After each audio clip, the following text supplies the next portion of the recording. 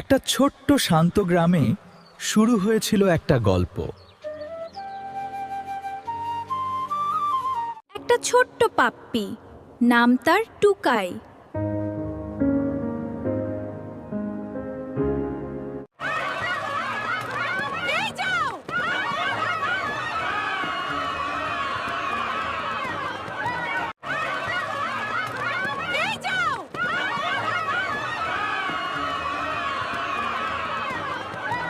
তবুও সে স্বপ্ন দেখত।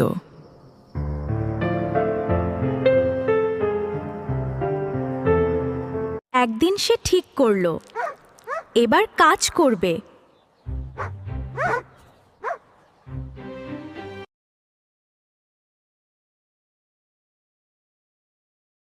রাতে সে দোকান পাহারা দিত, চোর এলেই চিৎকার করত।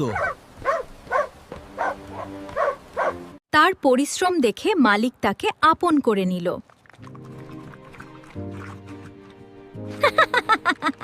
টুকাই পেল নিজের ঘর আর ভালোবাসা।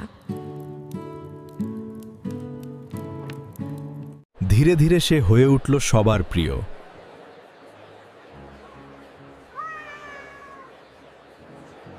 একদিন সে ফিরে এলো সেই পুরনো জায়গায়।